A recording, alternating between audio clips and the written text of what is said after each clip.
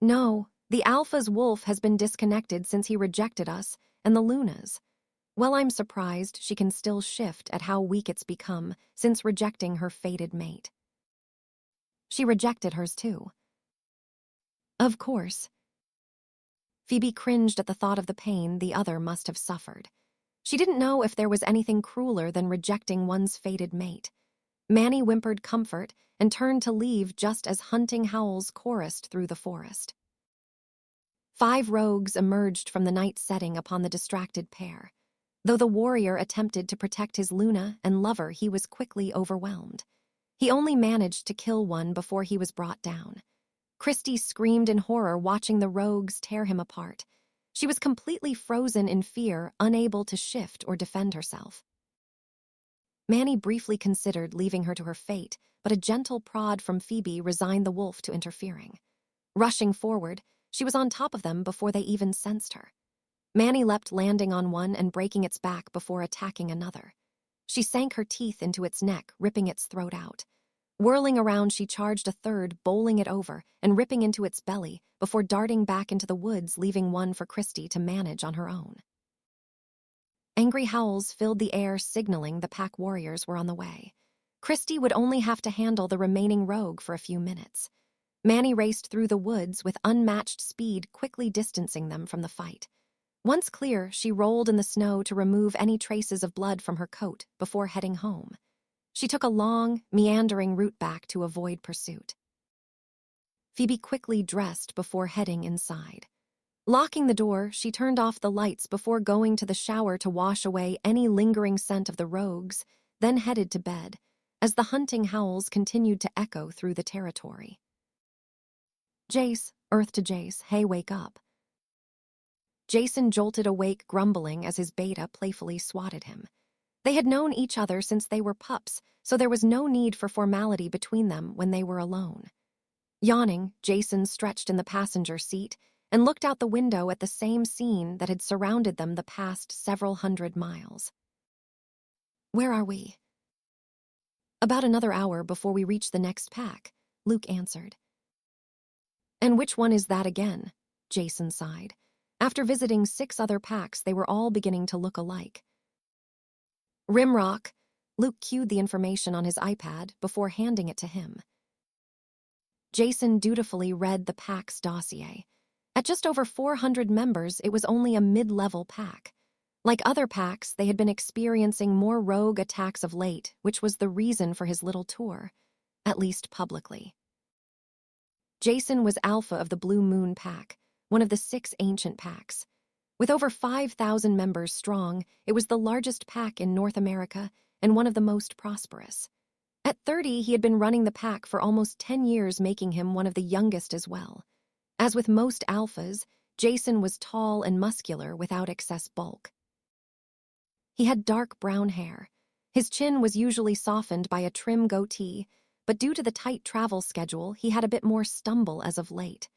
There was very little his sharp, brown eyes missed. Others characterized him as a hard-ass, but those who knew him knew he was quite amicable, witty and charming despite his growing despondency. His wolf spirit had awakened early, a testament to the sheer power contained within it. Lobo was a large brown, nearly black wolf with burning amber eyes, and stood almost a foot taller than other wolves, even other alphas, including his own father. Lobo's early emergence was part of the reason Jason assumed the mantle of leadership sooner than planned.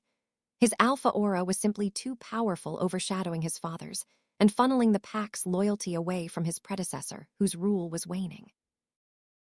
Jason always knew he would be alpha, so he had no problem assuming the mantle. His one regret was not having his Luna at his side. As his father's successor, normally Jason would have marked his Luna before leadership was passed, but despite years of searching and traveling among his neighbors, he had yet to scent the one fated to stand by his side. After a werewolf's wolf spirit awakened, and once they experienced their first shift, they were able to sense their fated mates. He had been promised he would know her immediately by her scent. It would be so intoxicating he would have difficulty focusing on anything else. Yet despite the fact his beta and gamma, even his sister, found their mates with relative ease, Jason still searched for his. To pass the time, most wolves engaged in activity to take the edge off their pent-up drive. Jason, however, abstained from such frivolous activity. The last thing he wanted was to be covered in another she-wolf's scent when he finally found his mate. He was determined she would be his first, only and last. Lobo was in complete agreement. But after a decade of searching, they were feeling the strain. A pack was meant to be led by a pair. An alpha was the pack's strength, but a Luna was its heart. His pack desperately needed the heart they had been missing as much as he needed his Luna by his side. Tensions were ready to snap, and discord wormed its way into the pack harmony. Jason was beginning to wonder how long it could maintain its tenuous balance. Wanting to help, his mother suggested a security tour. Rogue attacks were on the rise. It was a good time to tour the packs most affected and evaluate their security levels to determine if they were adequate. It was also good cover to extend the search for his Luna, as he would be visiting packs he hadn't been to before. That was the real reason for this trip, but after a half-dozen packs, he was beginning to lose hope, especially after the last one. Jason cringed at the memory of the alpha's daughter naked in his bed covered in rose petals. Despite numerous complaints and even threats, she continued to try and enter his bedroom. Lobo was ready to go on a killing spree, so Jason cut his visit short. "Cheer up, Jace," Luke eyed him with concern. "Hey, lucky number 7, right?" "Right," Jason sighed, looking again at the dossier. "Looks like the alpha's a little younger than me, and he's mated. Lucky bastard." "Why, yeah. Well, maybe not. If rumors are true, they aren't fated mates." "He took a chosen mate." Jason frowned.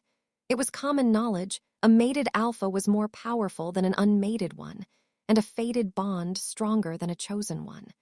That was the reason why alphas went out of their way to locate their fated mates, as it would guarantee them more influence and strength. There was no reason for a young alpha to resort to taking a chosen mate if his fated was not yet found. Was the Rimrock's alpha just impatient? Or had he lost his mate in a rogue attack, in which case the goddess would certainly have granted a second chance mate?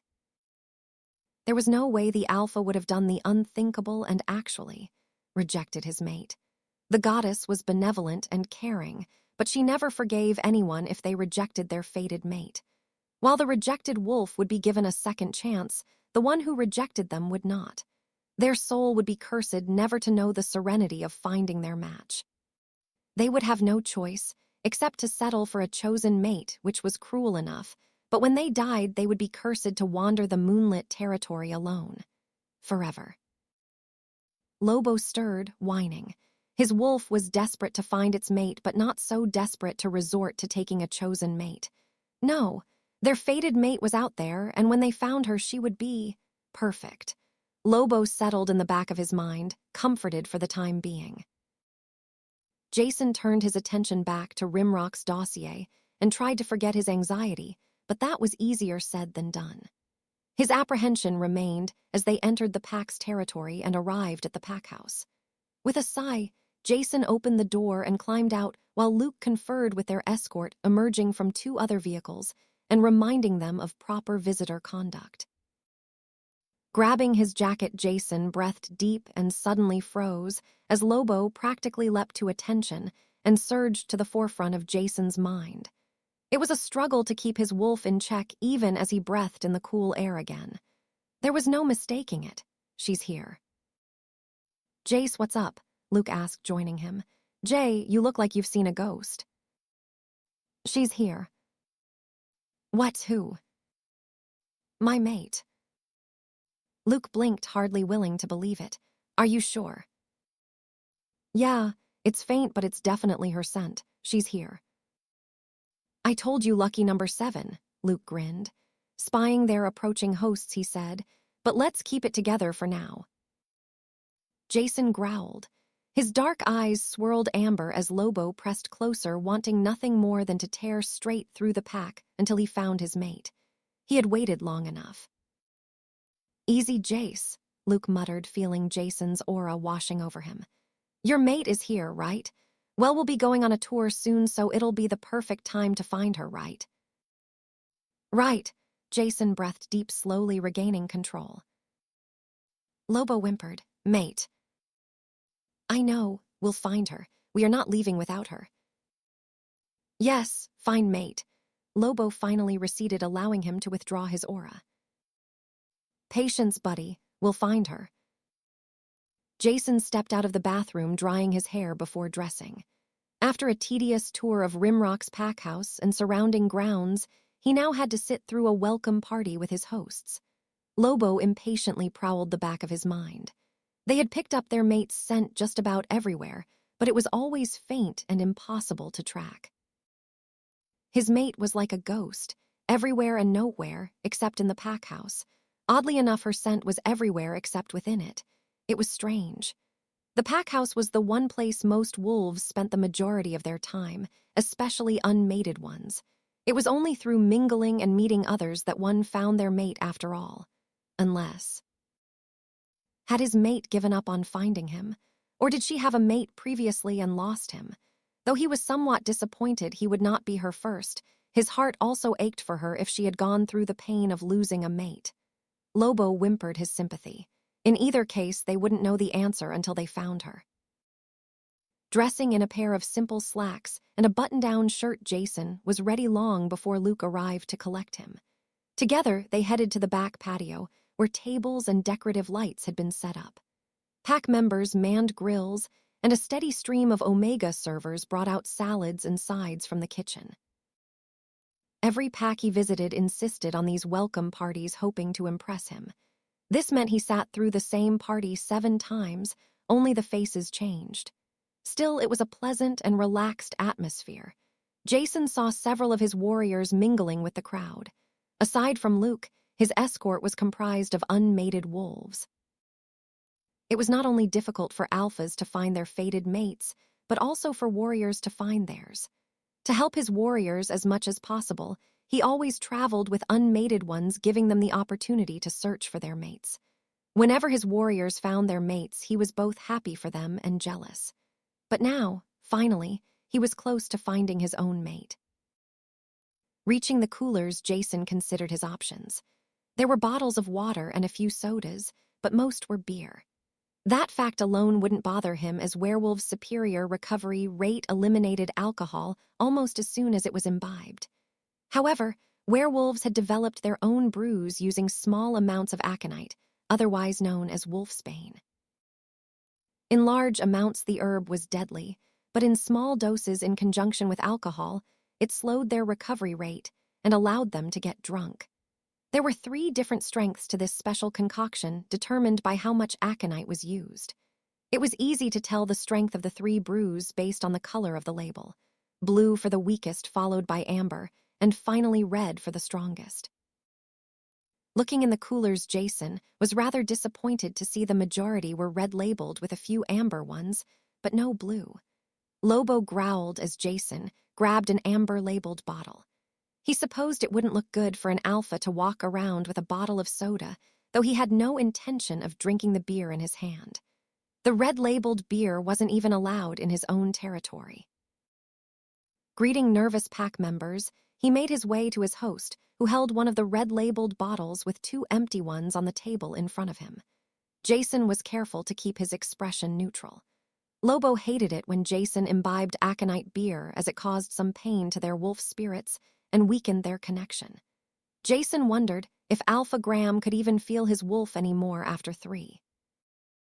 Luke joined Jason, shooting him a glance, seeing their host's growing stock of empty bottles.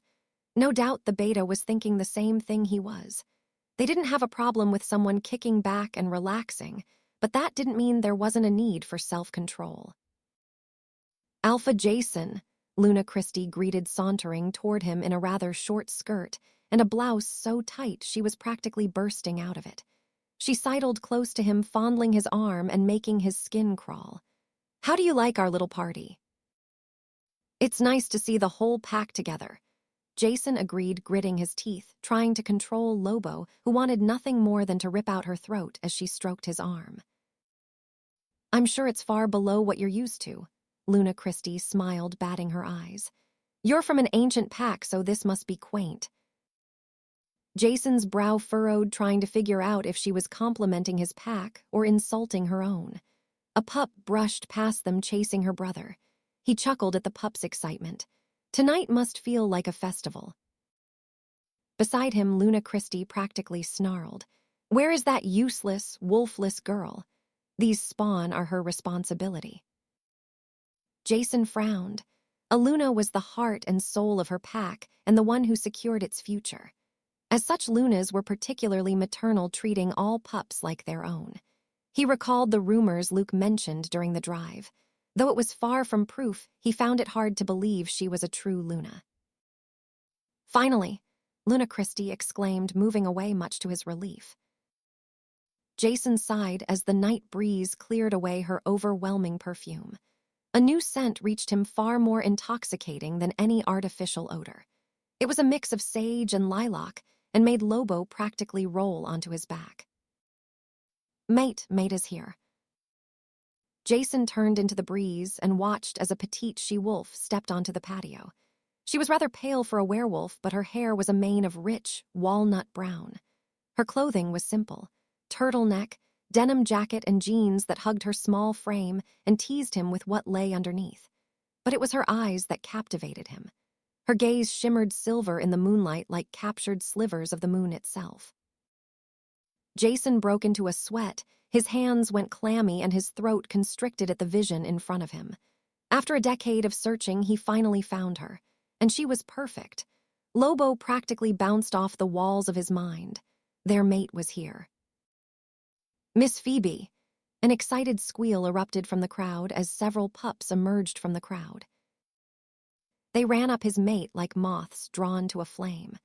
A dazzling smile warmed her face as she knelt embracing the first little she-wolf who reached her. They rubbed noses in a familiar gesture usually reserved for mates or between mothers and their pups.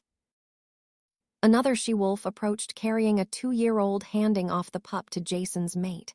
She accepted the pup with open arms. The pup didn't show the least amount of stress as its mother gave it to another. It was clear the pup was used to these handoffs and contentedly clung to his mate, who tenderly nuzzled him. Phoebe, her name is Phoebe.